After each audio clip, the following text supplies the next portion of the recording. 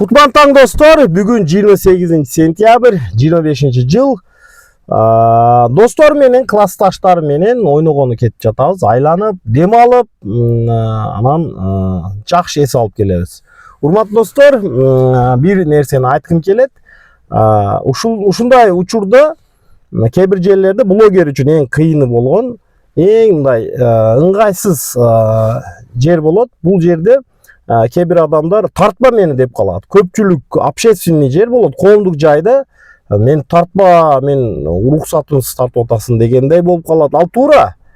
Кээ бир адамдардын жеке жашоосуна кирген туура эмес блогерлердин уруксатсыз. Бирок коомдук жерлерде кээде видео тартып каласың, анан ушундай көйгөйлөр болуп калат. Досторумдун арасында дагы биз эми блогерлер адат болуп калат.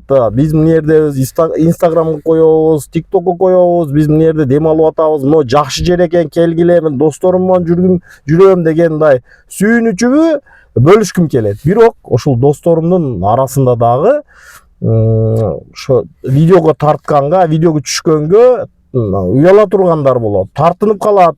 Кээ бир кезде жактырбай калат. Ушунун себеби кандай деп ойлойсуңар? Өзүңөрдө кандай?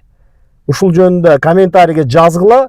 Сиздерге дагы жагабы? Кээ бир досторум ал мени деп кайра умтулат. Кээ бир жерлерде ушундай жерлер бар. Биз деле түшөлү, туугандары, жакындары көрүп өткөн, анан сүйүнүп өткөн ага.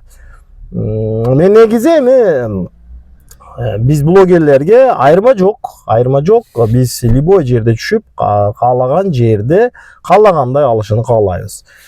Кроме туалета деп коет го, ошого башка жерлерде алганга каршы эмесмин. Бул менин жашоом, ачык айкын, жашыра турган жерим жок. Алладан беркитпегенди пендесизден бекитпейм дегендей, ушундай жашырбайм.